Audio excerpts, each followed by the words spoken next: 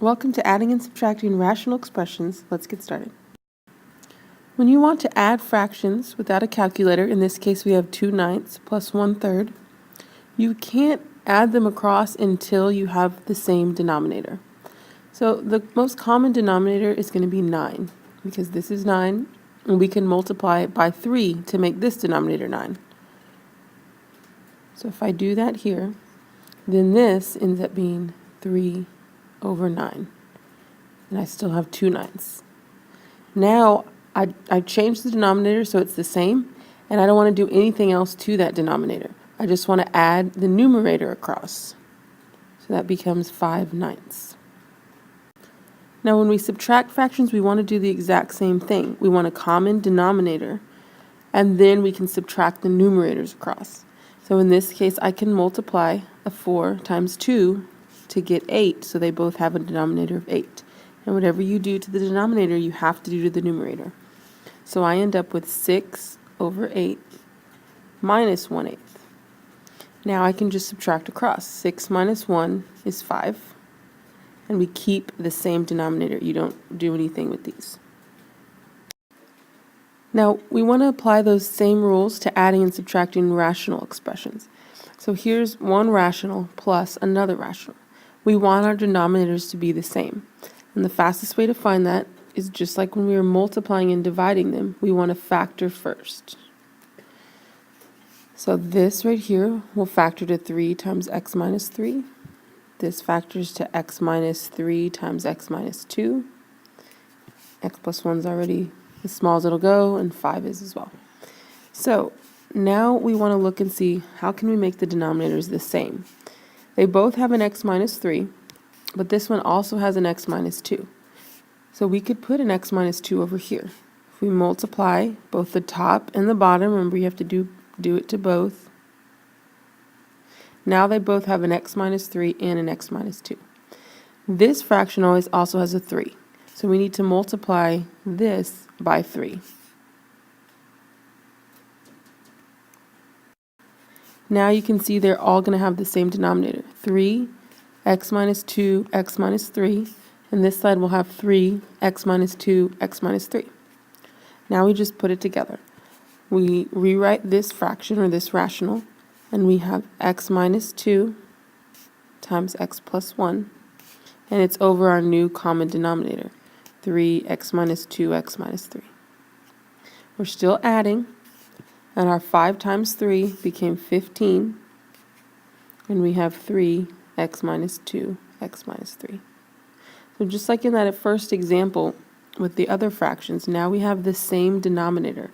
So all we have to do is add across. And up here, all right, we factored. We found a common denominator.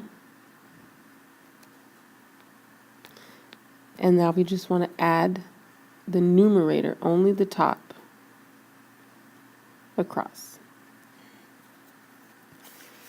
So now we actually do need to FOIL this. So that becomes x squared minus 1x, plus 1x minus 2x minus 2. Now when we add them across, we have this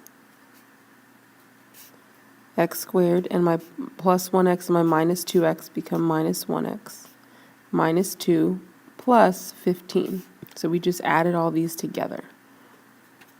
Over my common denominator, we keep it the same.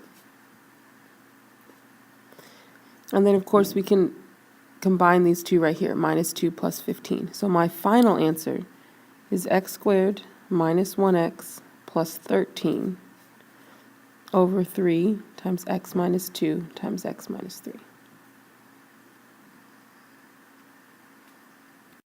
And I want you to use those steps to try the example on your notes sheet, and we'll look at that together in class. Now, subtracting rationals, again, we're going to do the same thing. It's just a little bit tricky because it's subtraction. We still want to factor first. This will make it easier for us to find a common denominator. And this one actually works just like it's exactly the same as the one we added. So you can see we've got 3 times x minus 3 and then x minus 3 times 2. So this side is missing a 3, and this side is missing an x minus 2 on the denominator. So we multiply the top and bottom by the same thing, and that gives us the same denominator. So at the top we have an x minus 2 times x plus 1, but on the bottom we have our new common denominator. Subtract. And then up here, be careful because we're multiplying this whole binomial by 3, so you need to distribute. If you want to remember that by always putting parentheses around these, you can do that as well. So this would become 3x plus 15 over our new common denominator. And remember, we want to FOIL up here. So we have x squared, and we'll have a plus 1x minus 2x, which is minus x minus 2. So we FOILed that. Now, when we subtract, we have x squared minus x minus 2. We're just subtracting the numerator across. But we've got to be careful with this negative sign because we're doing minus 3x minus 15. You're distributing that negative sign as you subtract. So this becomes minus 3x minus 15. Be very, very careful about this. Don't just put minus 3x plus 15 because that'll mess it all up. And this is all over our new common denominator. And then we just need to continue to combine our like terms. We've got a negative x and a minus 3x. We have an x squared, and then minus x minus 3x is minus 4x. So I use this, I use negative x, negative 3x, and then negative 2, negative 15 becomes negative 17. All over, again, our common denominator. Once you've made a common denominator, you never change it. You only worry about the numerator.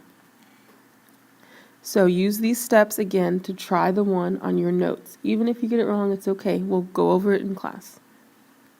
Here's a quick review of the steps. You always want to factor first.